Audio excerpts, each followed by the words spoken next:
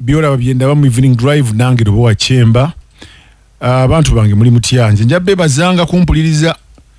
Waliwo abantu abamu sebo nemba sikoze ogera kuli yango lyakubira ku simu Lubowa ate kiki oliwa konze bannange waliwo ebintu ebituuba olumu tubatwaga nnyo okuba ku radio na buli kaseera naye munaye weesanga aliwo ekize ne kikuuba ate nga munnange olina okutuukiriza ebintu ebimu ensi ebeere ng'etambula lwakuba ebiseera ebisinga nze nabagamba nti mukwano gwo manya mukama wo akwagala ng'oli ku mulimu bw'oba toguliiko takutwala ng'omuntu ekyo mukimanye kale n'ensonga eyo mukole nnyo emirimu gyammwe gye mukola muyiye nnyo naye mumanye nti mukolere ebiseera yammwe eby'omu maaso nti omulimu gw'oliko bw'oba oguvuddeko kiki weeteeseteese okukola mwenna abakozi obubaka mubawadde nja kibaddiramu bagende bakama bammwe babaagala muli ku mirimu kasoobera ng'ovudde ku mulimu talina kyakwagaza abamu kyogera kibayisa bubi naddala mu abakozesa abantu naye ng'ate ge mazima mukama wo akwagala okola bw'oba toli ku mulimu tokola talina kyakwagaza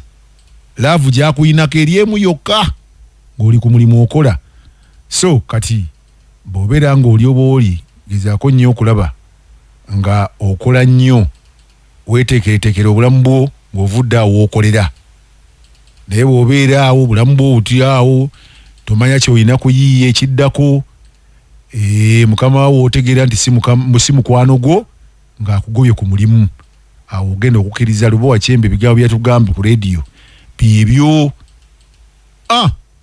so kati ensi bwetyo bwetambula twagala nnyo okukola nze mbabuli njagala nnyo okukola naye olumu weesanga ofunyemu ebizibuzibu kale munnange ensi bwetyo bwetambula kati gwebeera awo obuzanyise omulimu naye guzanyise ng'omanyi nti olina ky'oyiye ekirala ekigenda okuyamba mu maaso eyo obubaka nyagadde obuba wamubutegeere kakati nno tuli mu nsi gye bayita Uganda ejjuddemu bannabyabufuzi ab'enkwe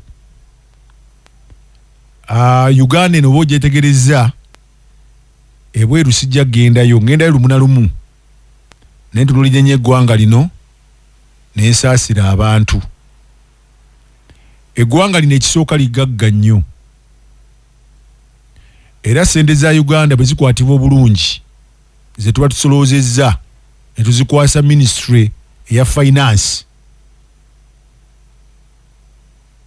ne zitabbibwako wadde nga zituuse mu banka ne zikola ebintu ebirina okukolebwa eno ensi Uganda nsingagga nnyo badde wano nga ntunuulira nendabira ddala triliyoni 10 zeziri unaccounted for ezibulira awo mu bubbi triliyoni 10 zigira awo nekigwera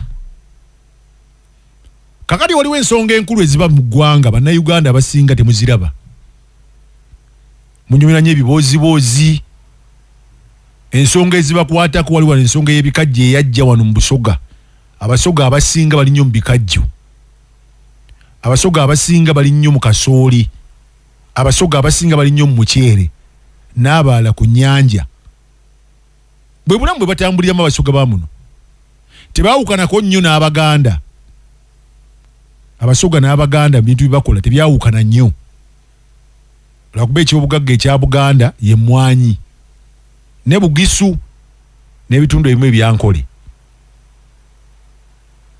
baliko n'ennyanja abasoga n'Abaganda baliko ennyanja era ennyanja yayamba nnyo abantu okubeerawo kakadde ekizibu ekiriwo nti ebintu ebiyamba abantu ba wansi abakulembeze abasinga oba ali member parliament oba ani babyeyambisa ate mu byabufuzi si kukola kintu ku lw'obulungi bw'abantu wabula bazannya emizannyo gyabwe egy'ebyobufuzi olumu ekintu ekiba serious ne kiyitaayitaawo ne biggwa kati ng'ekyemmwanyi kye muwulira kiri serious nnyo kubanga emmwanyi egaggawaza nnyo omuntu wa wansi okusinga amafuta ezo research nagikoze na gye babuulidde dda mu ssaawa esooka emmwanyi esinga amafuta aga Uganda value.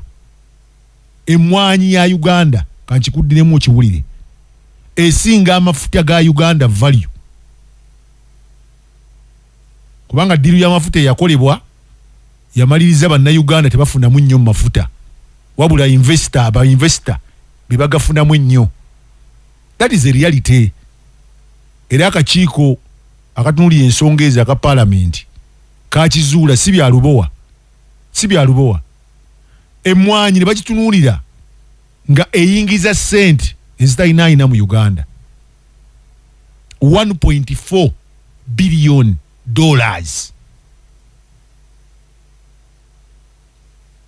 Era emwanyi bagitunda obulungi mu myaka 25 tujja kuba mu 70+ billion dollars. Byenjogera mbitegeera abamuyinza okubate mbifanako. So kati Uganda tujja kuddayo ku kye nabagamba edda tuyimiddewo ku lwa bulimi. Uganda eyimiddewo lwa bulimi. Kyovola Musoga ku kikajja akambuwala abagisu n'Abaganda ku mwanyi okusingira ddala bakambuwala tebaga azanyisa mwanyi. Emwanyi is another gold. Emwanyi yeyamba Uganda okufuna sente zaayo kubanga z'amaanyi katale kubanga tufuna $. Kati ndoza mutandise okutegera kyenjogera. Era bwe tuzannya n'emwanyi esente ya Uganda esobola okugwira ddala kubanga nga bw'olaba gundi America $. Yayo y'amaanyi kubanga balina reserves eza gold. Kati bamuntegedde America amaanyi geyina mu $. Lwakuba balina gold mungi. That's why kizibu okulwanisa $. Kakati the $. Je tuyina ffe mu Uganda ekigamba nti manya ekyobugagga ekisinga n'amafuta ffe Uganda kye tuyina yegundi eki ye mwanyi. Era tunakola bags ezisukka mu miliyoni 2 ali gina gaggawala nnyo kubanga emwanyi yaffe yatunzi katale k'ensi yonna. So bwe muli ya subject y'emwanyi temugitwala nga yakusaaga.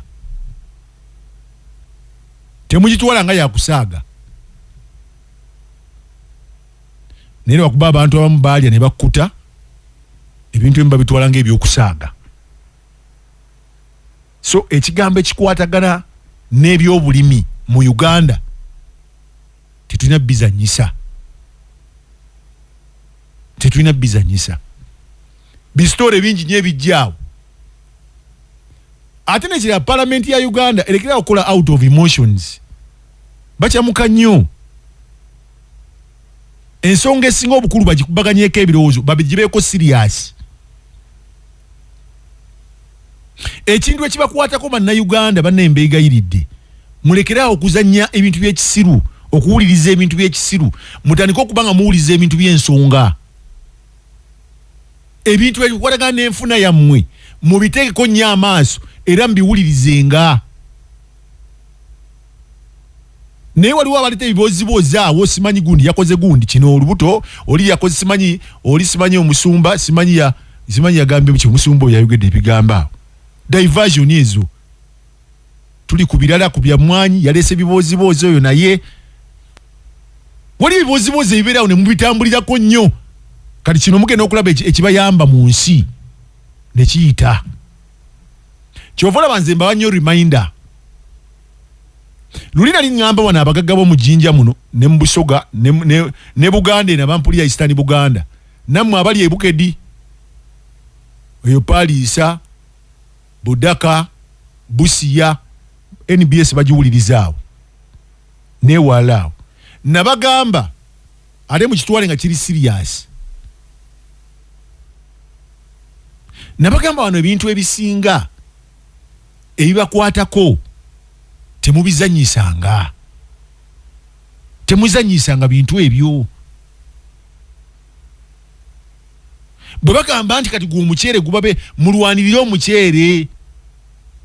Ennyanja be yekubeezaawo mulwanirire ennyanja yammwe. Mwogere olulimi lumu.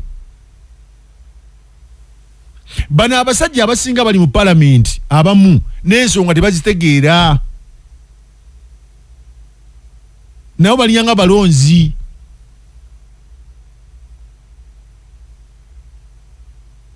mukitegera abantu bange ebintu ebibakwatako mu bitwale nga biri serious